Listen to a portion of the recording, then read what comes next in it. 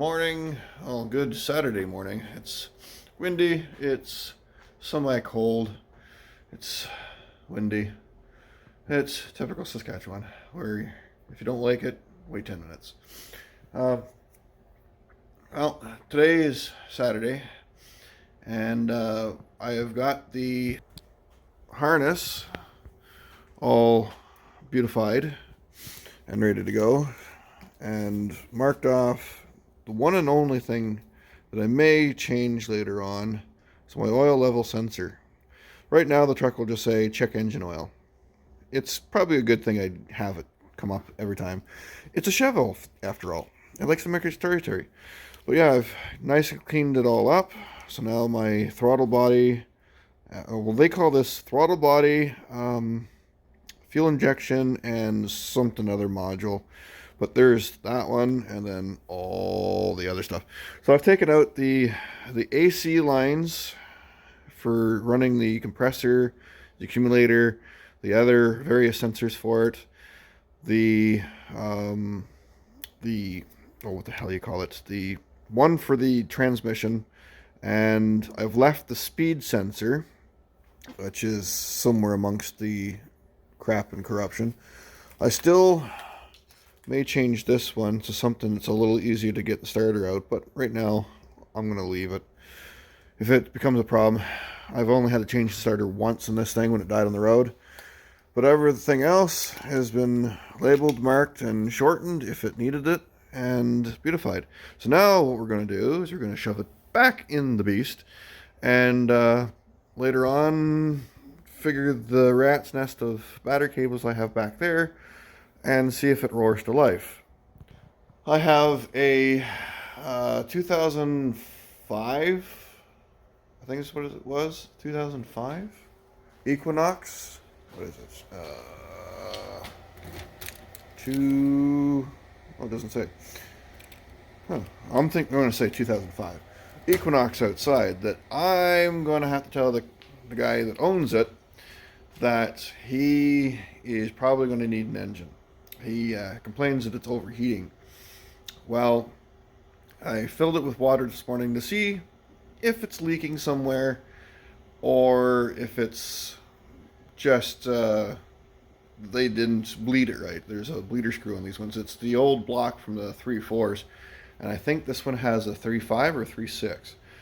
Can't remember what it said on the hood, but it's the old bottom end of the 3.4. They just put new uppers on for the newer engines, but it's basically the same shit, different pile.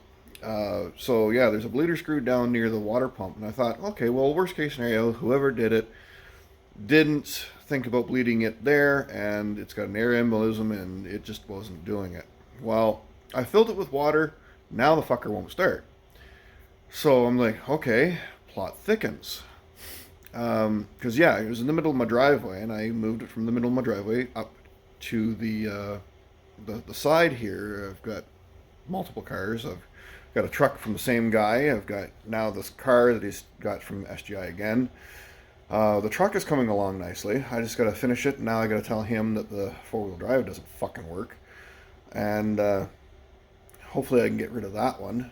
And now he's got this white one that he got towed down to me. He's just find out why it's run like a bag of shit and why it's overheating so much. Well, after trying to start it again to see if I can find out why it's overheating, it's pumping air into the water. So best case scenario, it's a head gasket. It does run okay. Worst case scenario, it's got a cracked block, and we're looking at an engine. So I got to outsource a head gasket kit for this thing and see if that solves the problem and see where he wants to go with it. It's going to be here for a while, and it's basically got a whole front end problem. So I'll go with that. Right now, the fucking thing won't start, so now I got to drain the water out of it so I can actually get the damn thing to start. And then there's mine that I've got buried up into the top here. It's still needs an airbag module put back into it. I've got a donor car. Once the ground thaws out, well, hardens up, I should say. Once it drains the water away, I should be able to get in there and pull out the necessary shit that I need to do that, and then put it into the other one, and then get it going. I hope you guys enjoyed the video of my day in a life of an EV driver. I'll have that hopefully uploaded sometime today as well, along with this one. So you're getting a two for this week. So enough babbling. I'm going to get on to doing this truck. I've got time lapse for it. So I'm going to turn that on today and get this shite on the go. So bid me adieu.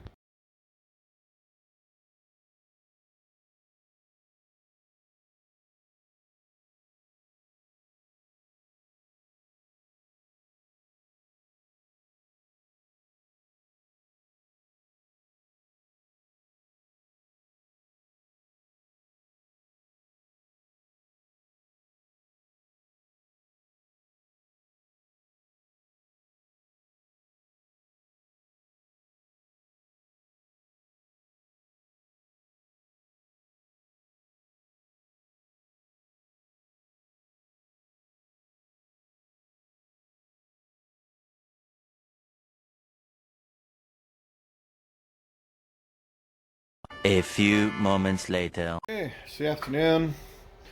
I've established the car at back is going to get an engine now. Talked to the customer, and he wants to put an engine into it instead of doing a whole head gasket set. For what it is, even though GM is famous for it, I found out it's a 3.4. The engines for the 3.4 are famous for blowing head gaskets. But the way it's doing it, I don't know if it's a head gasket or a cracked block. So it's hemorrhaging a lot of air into the cooling system. So it very well could be just a well-sealed engine, and it's blowing it into the head gasket. It must have not run very long because the oil's not frothy, so it's not milkshakey yet. So I honestly don't know for 100% sure that it is the head gaskets. It could very well be head gaskets or not, I don't know. But he wants to put an engine into it. That's fine. It's going to cost probably about the same amount between the head gasket set and time and effort to do it versus putting another engine into it and calling it good. And you might get many more years out of it. I don't know what his plans are for the car, whether he's just going to fix it up and sell it. So I guess the problem's not really on him. He just wants to do a quick buck. However, on the next note, cousin came over, found out the low pressure line on the power steering is hemorrhaging fluid everywhere. So yeah, it pretty much bled out back out the driveway. So that one is not a rack like I might have thought it would have been, but to dodge the bullet, it's probably about $1,300 for a new rack. Or if you can one out of a junkyard, but God only knows how long that's going to last. So they decided that they're going to fix it, see if they can do it themselves. More power to them. And then on the truck, we now have the harness in place. So we've got with my flashlight here, one part of the ECU, second part of the ECU sitting right there. Move my knife before I get stabbed with it. The throttle body stuff, which is this module here. So now that one's going to move to here, and I'm going to move these plugs to that because, as you can see, I'm running out of real estate over there. I've got the clutch now sitting in place, which is where that one was sitting. So now with that clutch in place, I can't put that on the firewall. And the bolt that one is actually using is actually a ground for my fuse box to run the power mirrors and power windows. Because this truck never came with any of that. So I've had to fab it in. So major harness goes over, So there's the evap, then I've got alternator down below, I've got my water grounds, and then the injectors go across, and then this one goes and feeds the other injectors across here. And then I had to pull on it a different way. I wanted to go straight over the back and then hook up to the, what the hell is it? It's the camshaft position sensor and the oil pressure sensor. And then they're just behind. So instead of going over, I didn't have enough wire for it. I don't know why, or don't know how they got so short, but it's pretty taut here. So now it goes over to save some wire, and then they're plugged in, and it's clipped on the back of the transmission. Then I got O2 sensor front on this side, O2 sensor front on the other side, sitting just on the back of the transmission. And then it goes down, and I thought one of the plugs was for my four-wheel drive. It turns out it's actually the reverse pole switch, which is on the transmission. So it's uber long right now, because I thought it was for the four-wheel drive, but it's not. So now it's looped back and plugged into the side of the transmission, but okay. The speed sensor's been plugged in, the all the other stuff that does the four-wheel drive. And then there's another harness, I didn't realize it, that comes back up the frame, and it's only 3 or 4 wires. And I think I'm going to reroute it too, and come up the back of the transmission, back this way, and then drive it down, because it engages the electronic donkey dick. It's down in the differential down there. So it's over here somewhere. Where is it? One of these fucking wires over here somewhere. So it comes back up the frame and comes over there. And then the rest of it is the tail light wiring and the fuse pump, or fuel pump, that's going down there. And since my exhaust is going to go up and over top of the frame, the less wires I have sitting there, the better. And this one's kind of floppy around, so I want four-wheel drive. And the other one is the O2 sensor rear for that side and O2 sensor for that side. And they go down the back of the transmission. Then I've got the crank sensor and the starter wire over on this side. And they loop around the dipstick tube and go back into their sensor, so that's held in pretty good. And then I got throttle body, my injectors and coils for this side, mass airflow, and water temp. No, not water temp. What the hell you call it? Water level sensor and mass airflow sensor over here, instead of having them come around the frame and come up this way. I'll probably just clip this, make a clip for it, and clip it to the hoses and go down and up, and then the mass airflow sensor will sit here again. So that's where we're at with this. Whoa, bright lights. All right. So with all that said and done, I can now put the O2 or the ECU back in once I make a mount for it, and put the throttle body stuff in place and make a mount for it.